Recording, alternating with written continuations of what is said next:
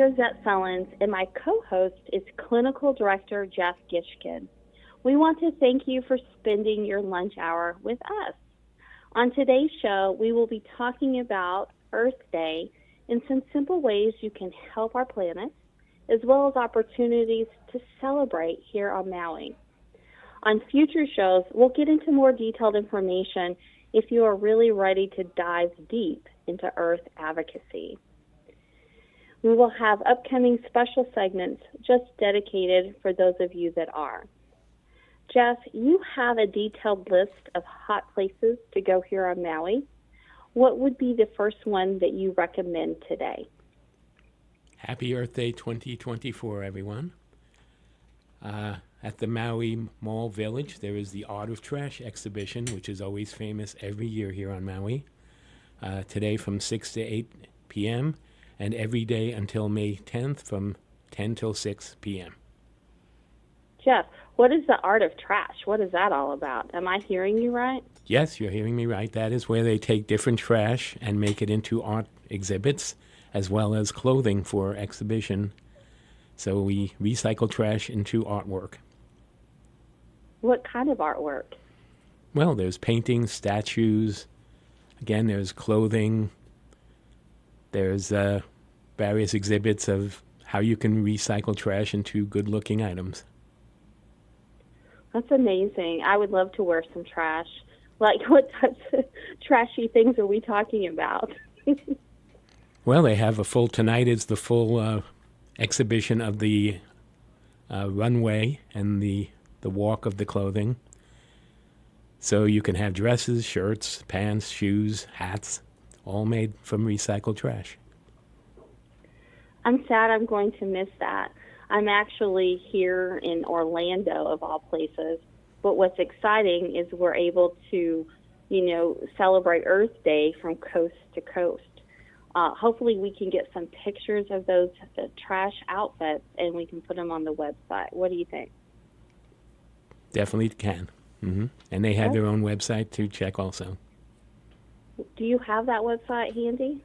No, I don't at this time. It's okay, no worries. At the Maui Mall Village. So check that out, Maui Mall Village. And if you want, you can even wear some of your own trash. I'm just being funny. I can't even imagine clothes made out of garbage and trash. What's so great is that would be another new way of recycling. Just one more question on that. You said that this has been going on. Do you have how many years standing so far? It is an annual tradition, but I do not know how many years at this point. No, we'll have to find out. What else is going on in Maui that I'm missing? Well, the Maui University of Hawaii Student Ohana for Sustainability today on the Great Lawn is having a free Earth Day celebration from 3 to 6 p.m. with food, drinks, keiki games, guest speakers. They also will have electric vehicle displays at all the charging stations where you'll be able to see electric vehicles as well as test drive them. That's going to be very interesting. One of my first visits to Maui, I had rented a Tesla, and it didn't come with some of the kit. And so it was really difficult for me to even try to, plug in. So do we know what type of cars are going to be there and how many electrical stations are there?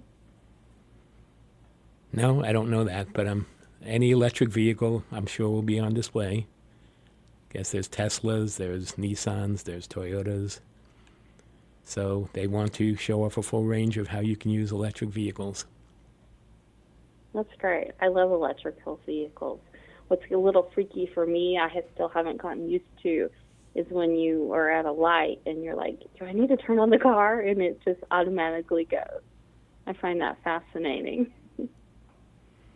Well, I still drive a gasoline-powered car. Well, maybe in the future, Jeff. Right. What else is going on for Earth Day? Well, we have the Kealia Pond. They're the largest lowland wetland area on Maui. They're in the midst of their celebration right now until 3 o'clock. They'll be planting trees, painting rocks for their indigenous bird garden, using natural Hawaiian plants to create dyes for paintings. So lots of fun for the whole family. I love those natural dyes. And so what are the hours that that's going on? That is from 9 a.m. this morning till 3 this afternoon. So tune on, jump in your car, head over there, still listening to our show on KAOI. Ah, good plug. I love it. What else is going on? Well, that's all I was able to find on Earth Day, but we always try here on Maui to keep the environment in mind. The fire debris collection has been going well. There was the report, the 3-month report from the county saying there's no leakage, there's no problem with the debris disposal, there's no leakage into the ocean, there's no leakage into the groundwater, there's no ash in the air. So everything's doing fine with the Lahaina debris collection at this time. I love to hear that. You know, the last time I was down, it was so beautiful to see how green and lush it was flying in. And, you know, everybody had better spirits. And it's just so nice to see that Maui is getting back on track. And what's so wonderful, too, is to know that the earth and the air and the water is not being polluted by all of that. So fantastic. Well, like I said, I'm here in Orlando at the Disney Beach Resort celebrating Earth Day with one of my very special advocate friends, Jeff Wallace. It's a big birthday for him. He does a lot of our veteran advocacy here. And so otherwise, I would be there in Maui with you guys. I miss it so much. What I can tell you is I went ahead and did a little bit of research to get some great tips to celebrate and also assist our Earth. And so another one of our advocacies, or I should say advocate partners, is Parker. And some of the tips that Parker gave us is if you like to wash your face, which we all do, we're supposed to do that, right? She told us about these natural cotton pads that are actually washable and reusable. They're made out of bamboo. It's from a product called Greenswell.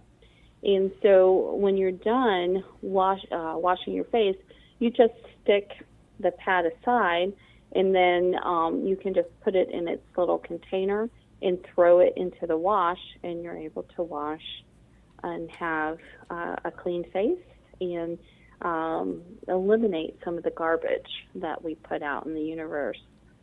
Another healthy, clean product is being able to clean the house with clean products that don't have harmful hazards.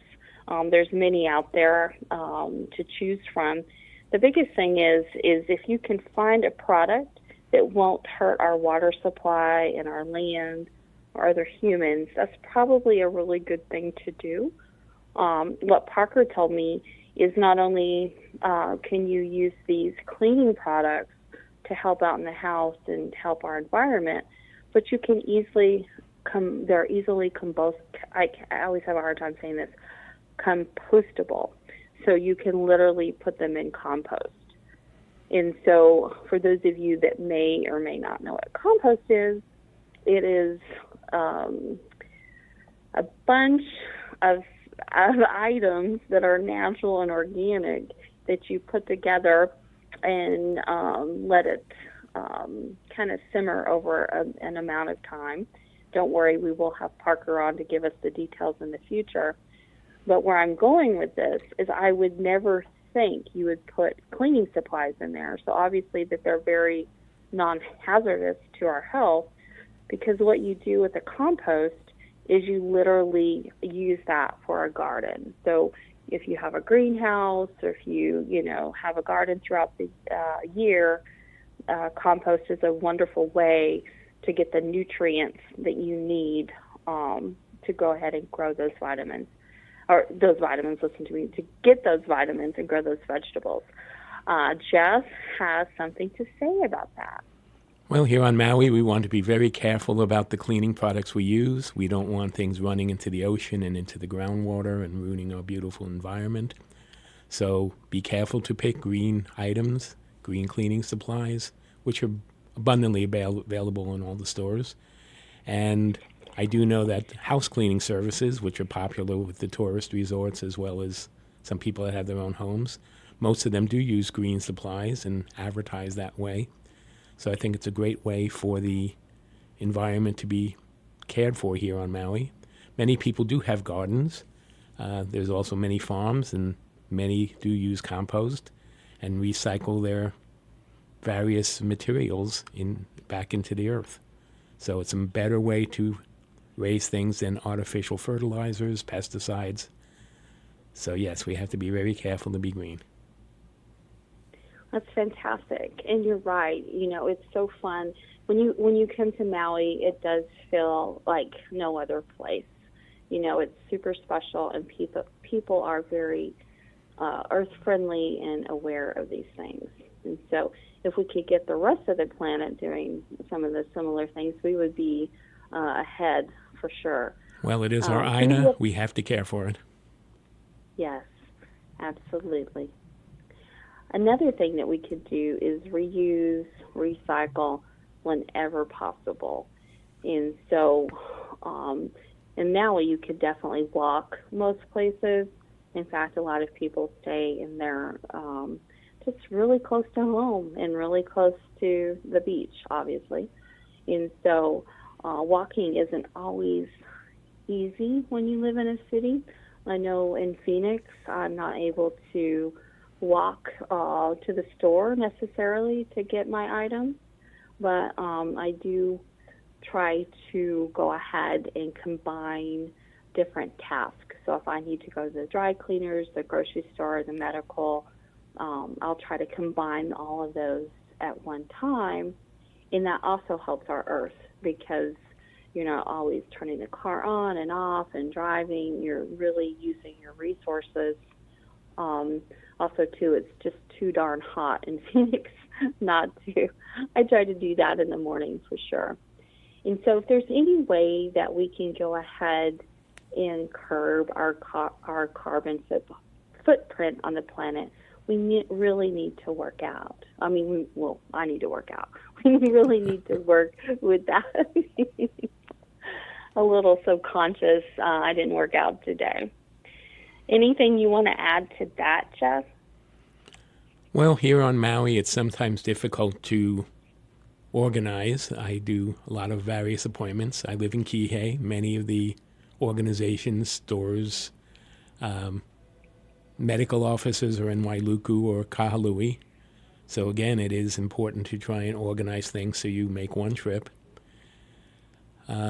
People do tend to try and stick to their areas. If you live up country, you mostly know that you don't like to drive down to the Kahului area, but sometimes you have to because there's not a lot of resources in other places. So just be conscious that, with gas prices, that does keep people driving down somewhat, but be conscious of trying to arrange your trips so you can make all in one. Yeah, and ride sharing is a really good thing, too. It can be cumbersome. Sometimes I'm like, oh, my gosh, I'm in a hurry. Do I really have time to go pick up Sue or Bob? But the thing of it is we do. We can go ahead and schedule that time. It's not only great for our planet, it can be also great for us as humans to be able to connect with one another, take that time, be mindful. We always hear from all of the wise people that it's the time that we spend with others at the end of their life. They talk about that's what's most important. And so just think about that. And while you're spending time with others, maybe even create a community garden. That compost that you've been working with, you're able to hopefully utilize that. This could be a public garden, it could be a private garden, but another opportunity to connect not only with the earth, but with the people around you in your community. Community gardens are becoming more popular here on Maui, and it's a great thing to raise vegetables and produce. There's a lot of natural produce farms that sell both by delivery and in their stores and in the farmers markets. So that's a great way to support the local population, be clean about your eating, be clean about the environment. So there's plenty of farmers markets almost every day that you can go to. And again, there's some delivery services. So that's very helpful. That's so beautiful. I just love Maui. You know, one of the things, too, is always remember, if you have an abundance, to share that with those that don't. Not everybody is ready to just jump on the bandwagon and, you know, do a garden together. But everybody could really enjoy and benefit from some of that great produce. And again, if for some odd reason that you forget to share it and you have an abundance and it starts to go to waste, you can go ahead and use that in the compost. So if we're just really thinking from start to finish, these little tiny things add up. I know sometimes people get, you know, a little like anxious, like, oh my gosh, I need to do it all today. And that's what keeps us from doing small things. We start to feel bad about ourselves because we didn't do everything that we put on our Earth Day list. But again, it's the tiny thing that you can do. And so don't be too hard on yourself. Just continue to pick up wherever you leave off. And with that being said, I would love to introduce our next guest, Cindy Palos. The reason that we even have a radio station is because of this amazing woman. And so we're going to give her a little bit of time to tell us about the radio show, how she got involved with it, in case if you don't know. And then also, too, what does she do to celebrate Earth Day? Cindy, it's all yours. Hey, it's so good to talk to you, Josette. I'm so glad we got a chance to connect. I write, every day. So actually, I'm working on an album about the earth called Mother Earth is Calling, and I have about, 8 or 9 different pieces I've already written for that. Some will be made into songs, some will be spoken word.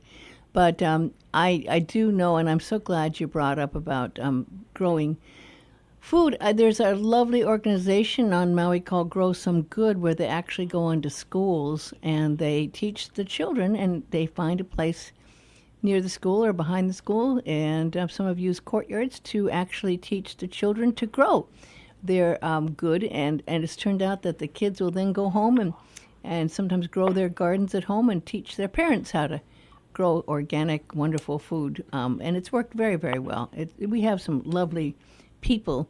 A lot of them young people. We're finding we're learning from young people quite a bit these days.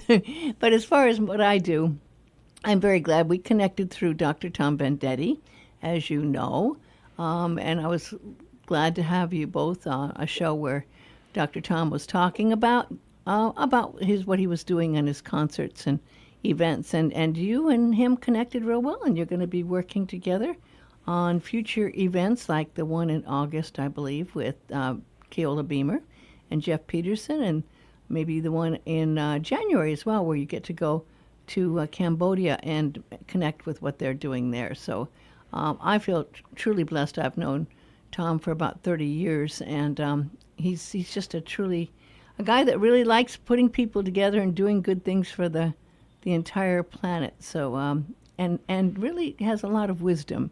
He's extremely humble as well. You know what I mean? He's just a humble person, right? I couldn't agree more with you. It was just so amazing, when Jeff told us about him, and and I had met him once before, but he, like you saying, being humble, he, didn't really talk that much, but just, watching the films and seeing that event that he put together, and yeah, he's awesome, and he really cares. Jeff, what did you want to say about that? Well, I've known Dr. Tom for about 15 years myself, since we worked together at mental health organizations. He is a social worker. He was the director of several organizations for mental health here on Maui. He's now retired, but he's well known in the community, and he has done great work at the hospital psych unit, at the Department of Health, and at Mental Health Kukua to bring better mental health care to Maui. He's created lots of new programs in his career, so I'm very fortunate to know him also.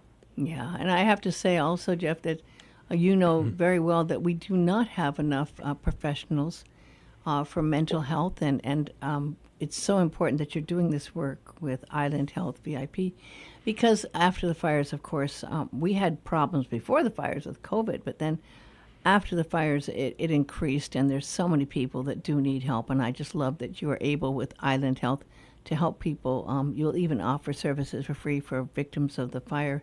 And as you know, you've seen this. There's still so many people that need this kind of help.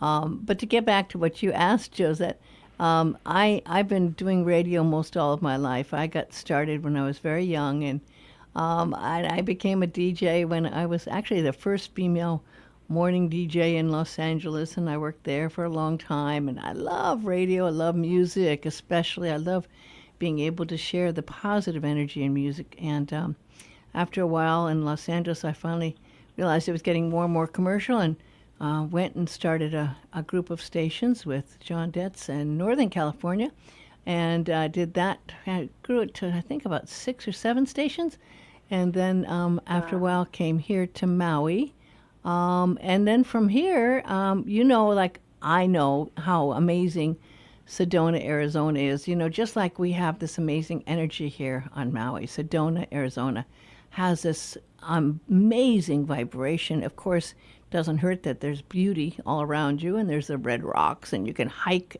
and just, I mean, as many trails as you want. You could hike every single day, a different trail for about probably 6 months. And so I like hiking, I like spirituality, and I love music. So I knew Dr. Paul Masters, who started the University of Sedona. I've known him since I was 13. In fact, that's how I started meditating. I meditate every day. He taught me when I was 13 with my mother. Wow. Well, that's amazing. You were 13 years old? Yeah, and my mother started after my father passed away. She wanted to find out if there was life after death, and he was doing classes in that in Hollywood. And so she took me along, and I learned how to meditate, and I meditate every single day since that time. And then he married my mother about 6 years later, and so he and I stayed friends for life. And he created beautiful meditations and really inspirational classes. He was teaching, and I became one of his youngest teachers at the age of 17, and I was teaching all of the classes about meditation, and about hypnotism, self-hypnotism, about Dr. Carl Jung, and everything from numerology to palmistry and more. And eventually he moved to Las Vegas and then went to Sedona, and fell in love, like you know and I know how Sedona can call you just the way Maui can, and started the University of Sedona there. And it's perfect fit for Sedona, because it's all about those wonderful things about learning meditation, learning psychology more, learning about counseling, and learning about therapy, and offering degrees in that. And so I eventually was going to move there. I still may eventually, but I'm here still in Maui and haven't quite moved there. But I did start a radio station. KUOS FM stands for University of Sedona. And with Dr. Paul, when he was still alive, we wanted to do something that would fit for Sedona. And of course, I love music. I've been collecting music, and I do believe that music is healing, that music is a positive energy force. But over the years, as it became more and more commercial, most stations you hear only play the hits or play things that are very limited in the selection of music, where you might only find 300 to 1,000 songs played. I have close to 4,000 songs in the library of beautiful songs that I feel I only play music that's positive in energy and uplifting. Can I ask a question? Sure. How do you have 4,000 different songs? How do you remember all of them? And keep them? I couldn't. I do remember a lot of them, but it's nice to have a computer there where they're stored in. Okay, And believe me, I have a lot of resources over the years of music that way. And there's a lot of beautiful, beautiful spiritual New Age music, but there's also some lovely classic music from the Beatles, as you know, that can make you feel good, like All You Need Is Love, it's getting better all the time, So I know, and I've aligned myself with the music that makes you really feel good. And there's so many enlightened musicians that I have found. Bruce Coburn is one of them. There's so many. I just love Jackson Browne and other, like Paul Simon, and beautiful, positive music that sometimes gets overlooked with only one song getting played out of the hundreds of songs they've written. So I add songs like we used to when I started in radio. I add a lot of songs, Pink Floyd and others, but I also add the New Age songs, and I include on the weekends, in the mornings, talks about meditation, spirituality.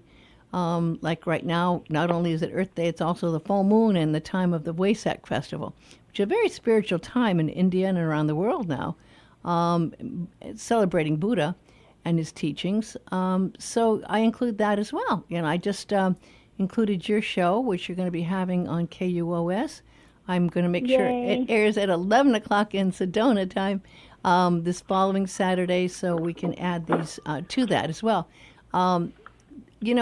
We are influenced by what's on the radio, by the news, by the music, more than we might realize. And my whole goal was to share positive, uplifting energy through music and talk on KUOS. And so, I think. Go ahead. Yes.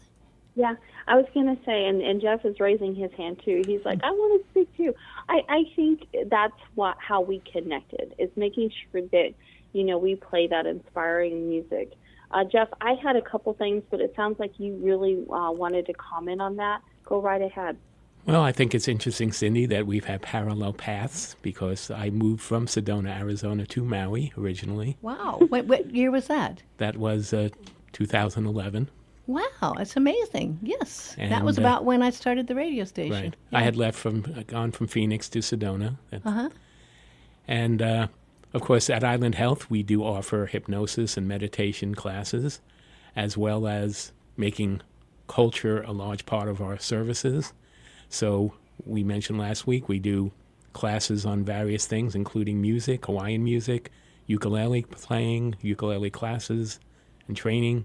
And of course, as you know, Dr. Vendetti wants to bring Hawaiian culture and music to other places in the world. Yes. So he has his ukulele project, bringing ukuleles to unfortunate children in Asia and setting up programs to teach them. Jeff, most people there would never realize that the people he brings, like Jeff Peterson and Keola Beamer, are considered like superstars in Hawaii. Yeah. They really have no idea no way of knowing, of course, these children, that they're getting taught and given lessons by the very best people you could have, right? What a gift.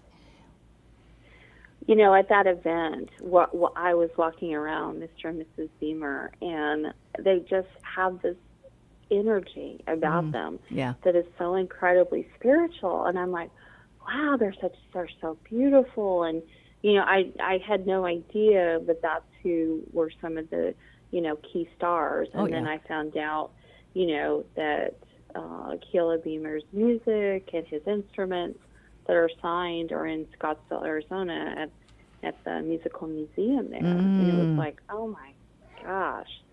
But you're right, that's amazing.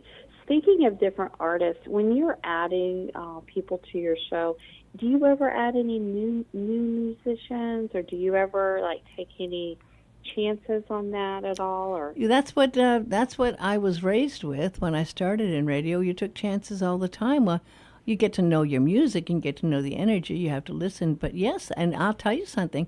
I have everything from classical or symphonic type of music to spoken word, which I happen to love, to fantastic New Age artists that are doing really great work out there. So yeah, I do like doing it. And of course, there's some wonderful Sedona musicians, and I like to play their music as well. Robin Miller, for one, and many others that are there. You probably know some of the people if you live there in Sedona. There's some great musicians in Sedona, just like we have wonderful musicians on Maui, right? Well, there's the famous Sedona Jazz Festival Yeah. that I used to attend. Oh, yeah. And of course, great film festivals there as well. Yeah. That are going on. And some beautiful people as well.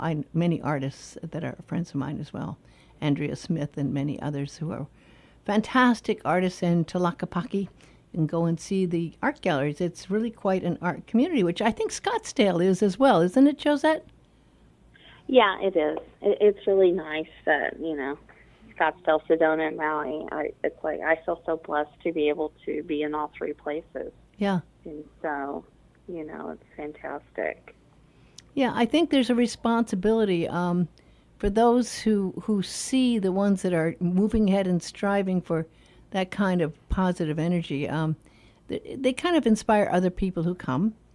Some want to move there, and some just want to come on vacation and get recharged. They basically say, I need to go to Sedona, or I need to go to Maui, I need to recharge my batteries, And that's really true. I mean, we get so stressed by our lifestyles and what we're doing, and there's always challenges that, yes, you can meditate, which really can do it, but sometimes you just want to get away to a place that's spiritual and you recharge your batteries and you feel better. And it's amazing how sometimes when you're here in a place and you get really busy, sometimes people don't find the time to do that. That's why I always love to walk every afternoon. I will take a walk, even in the rain. And you were talking about walking, Josette, and I know what you're saying. It's very hard walking if it's 120 degrees outside. It makes it very challenging. Yes, even in Sedona, sometimes in May, I'd get up early, in the morning and be out by 8 o'clock, so you can get the walking done, or otherwise you have to kind of do the evening. But I mean, that's one of the biggest challenges that Phoenix has. It's like 120 degrees. How do you do that? Oh, it's insane.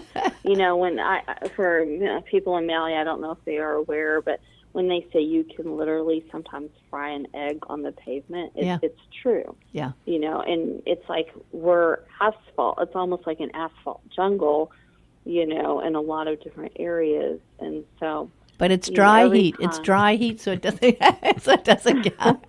That's what they say. That's what they say.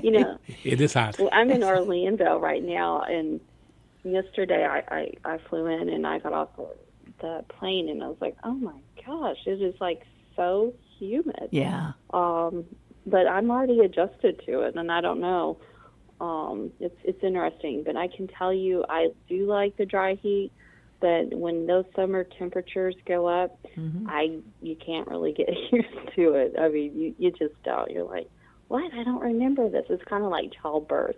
No, it's how it is. Yes, Jeff. Yeah. Well, speaking about Earth Day, the problem is with the global warming, the temperatures have been going up every year. Yeah.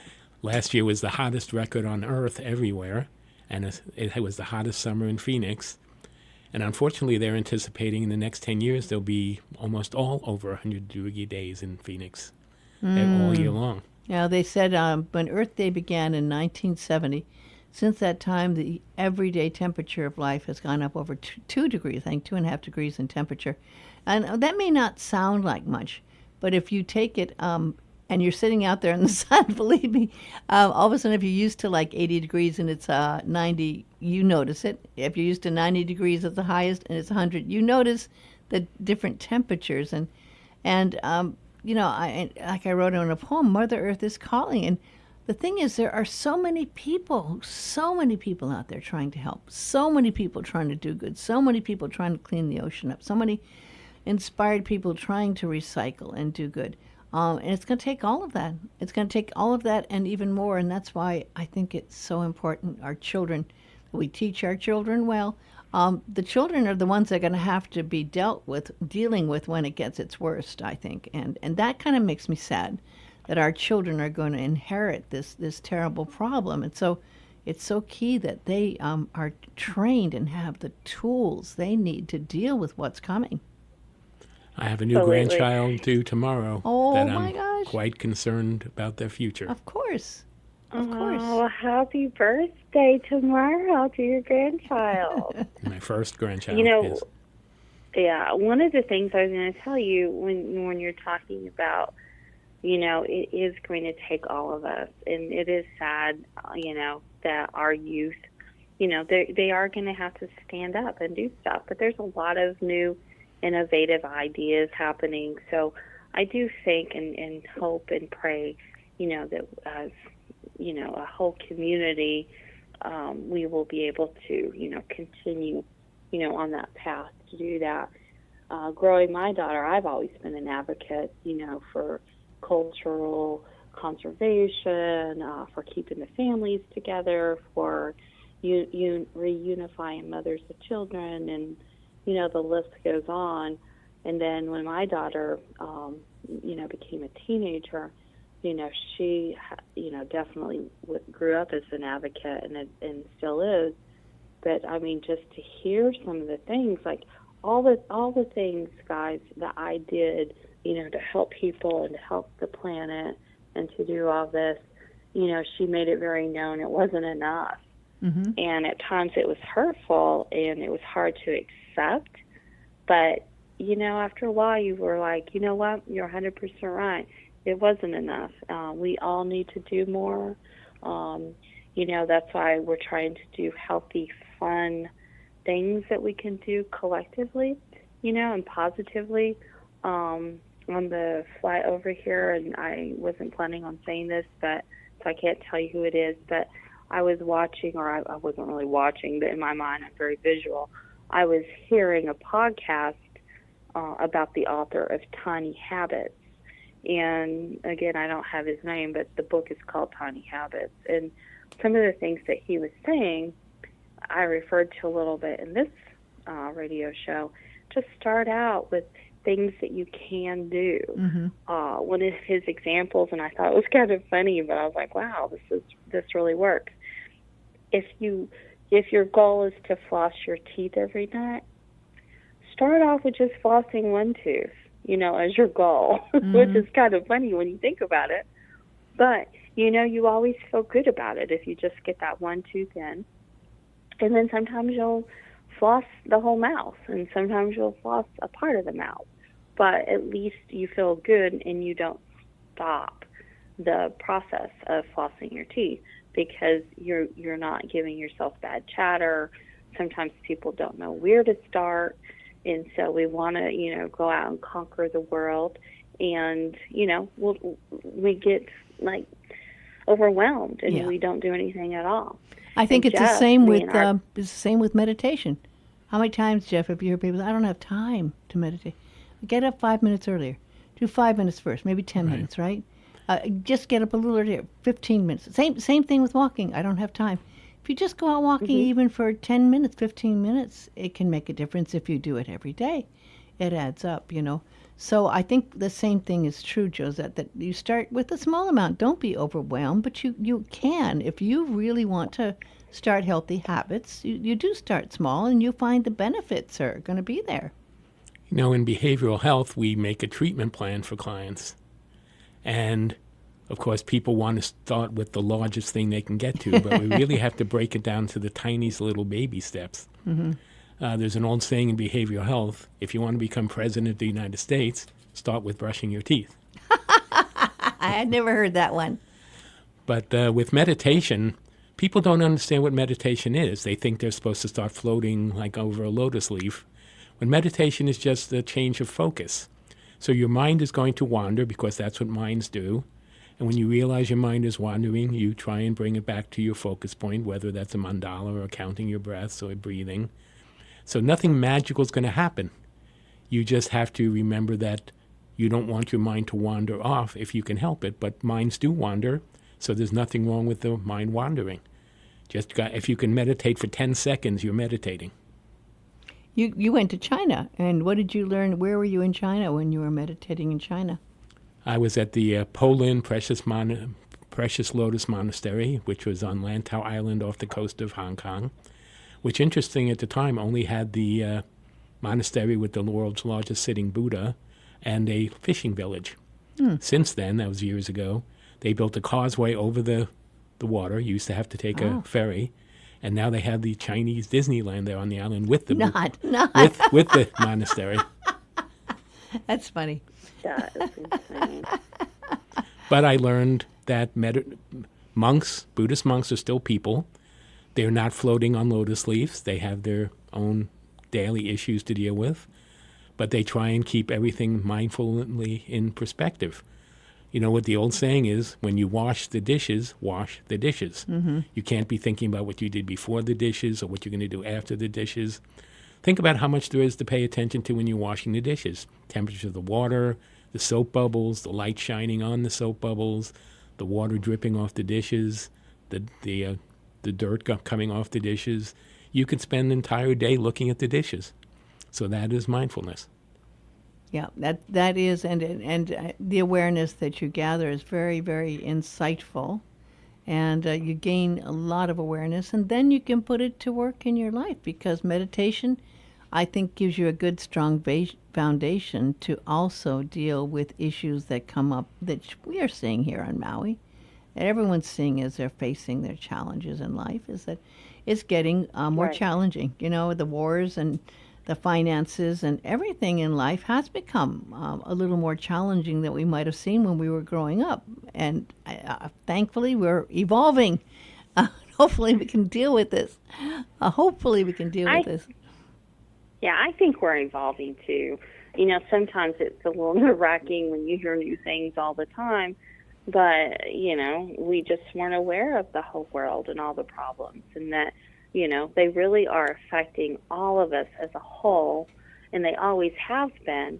We just weren't aware of them all. Mm-hmm. And so, you know, but we can go back to, you know, how we celebrate Earth Day and how we help in our communities. It's that tiny thing that you can do. It's not the things that you can't do, because somebody else will do those, thank goodness. We all have our own gifts, and you know, like when my daughter was yelling at me, "Mom, come on, help." You know, I'd be like, I am doing what I can do. You do what you can do, because your skill set is not the same as mine. Mine is not the same as yours. And so I just need to do my piece. When you both were talking about meditation and mindfulness, I wanted to kind of say a little comment that helps with both.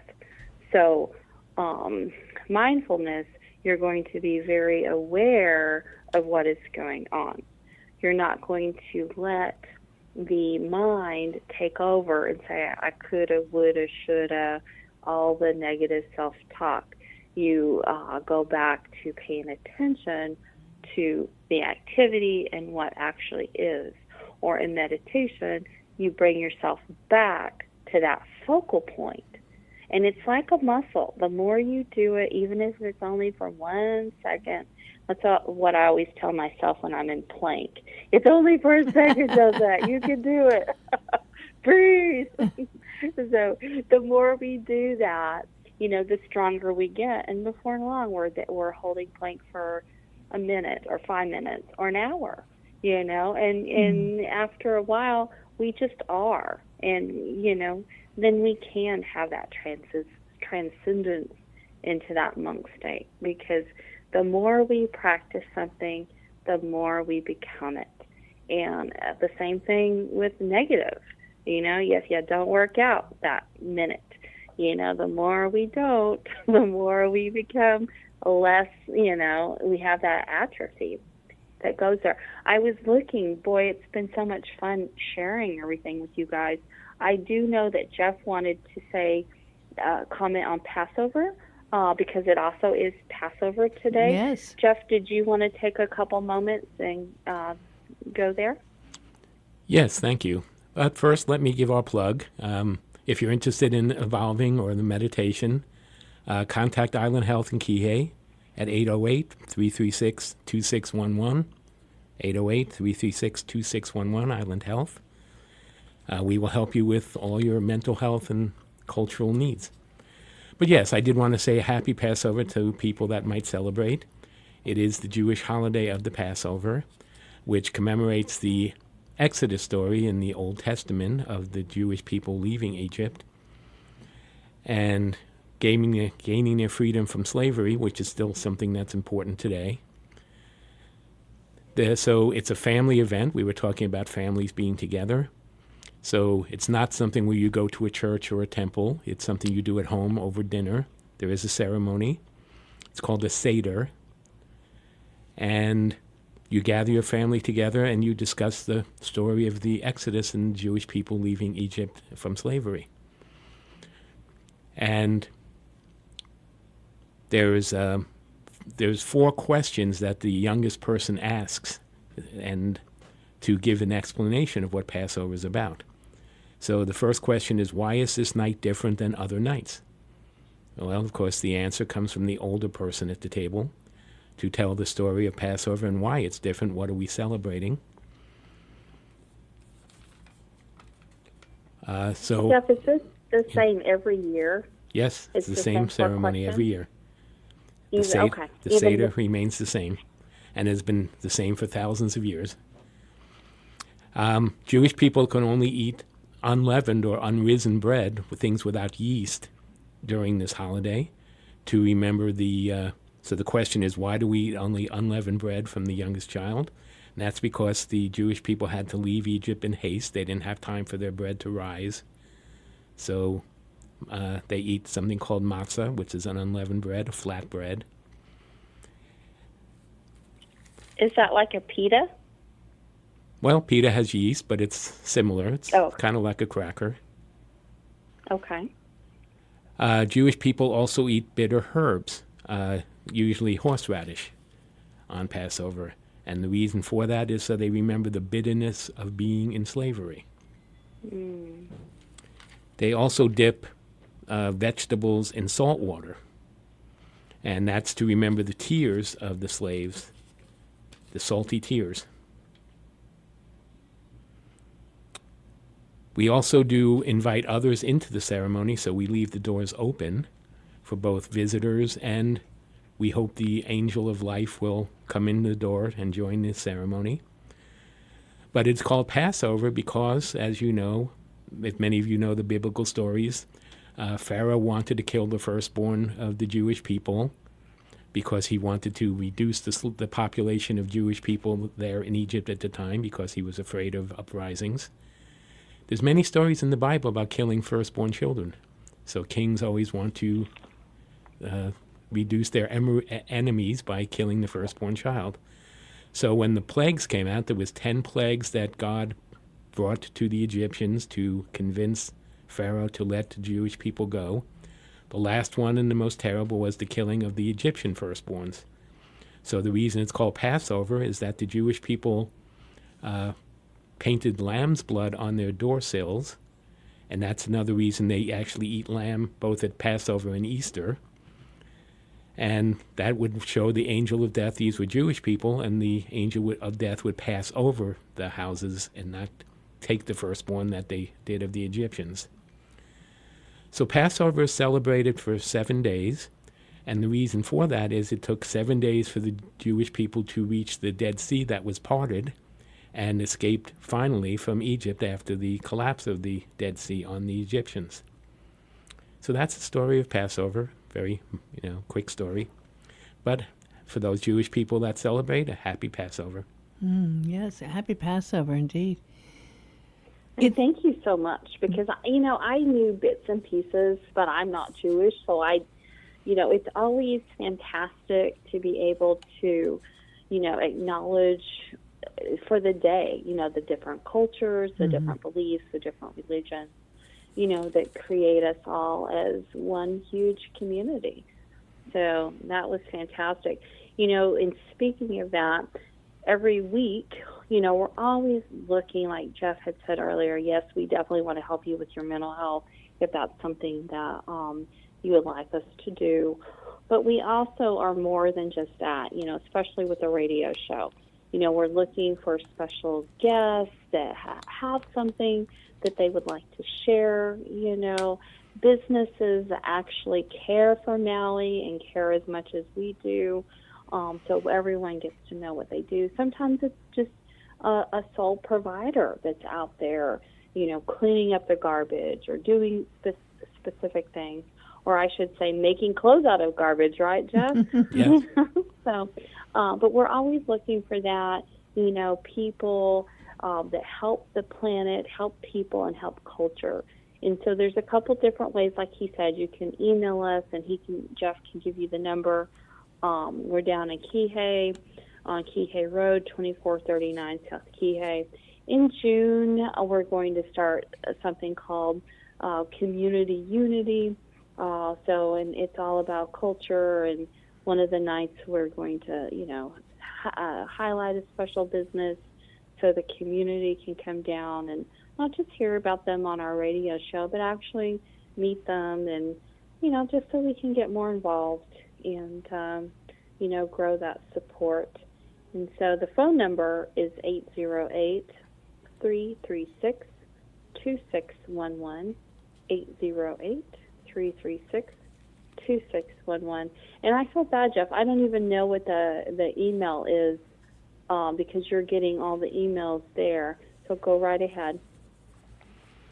Well, it's the email comes to me, Jeff G at dehpcare.com. One word, dehpcare.com. Jeff G at dehpcare.com, which is our parent company located in Arizona.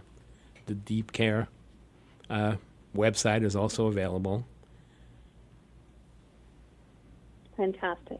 And Cindy, is there any last words of wisdom or anything that you would like to add before we're getting so close to the end of our show? Yeah, we just have a couple of minutes. And it's always interesting. I love that you're supporting all these positive things. And I know you also support art, and I thank you for that. I love art. And it's so beautiful that you recognize the spiritual qualities of art as well. It's wonderful to be able to reach out to the community. And there's so many people, artists, musicians, and so many others that recognize someone giving them an opportunity, and I know you're doing that as well, Jeff. So we have some art on exhibit at our office. If you'd like to make an appointment to view it, please contact us. Absolutely. And the fire victims, again, can call you as well. And that number one last time? 808-336-2611. 808-336-2611. We have applied for our Quest Health, and so we will be accepting that soon, and also growing our reach, of all of Hawaii. And it looks like we just have a few. We just have a minute. Yeah, we just have 1 minute. But Josette, it's so nice to connect. I'm glad I got a chance to meet you when you were here. You will be back on the island, and we'll be able to have you in the studio here real soon. I'm really looking forward to when you come back, and I know you're going to do some work on Oahu. You're part of a wonderful consortium there that you're helping out with as well, right? Yes, we are. The Hawaiian Substance Abuse Coalition. That's so important. Mm-hmm. Absolutely important. You have your fingers in a lot of wonderful things, and I'm very grateful that those fingers keep stirring the pot here in Hawaii and also in Arizona. It's just truly a blessing. And I just want to say thank you to you, Josette, for making the effort wherever you happen to be in the moment. It just happens to be flying around the world. And to Jeff, who works hard here at the Island Health location, which is in the Rainbow Mall. Yes, thank you, Cindy. That's it for now, and I just want to say aloha to you. Aloha. Aloha, everyone. See you next week. Same time, same station.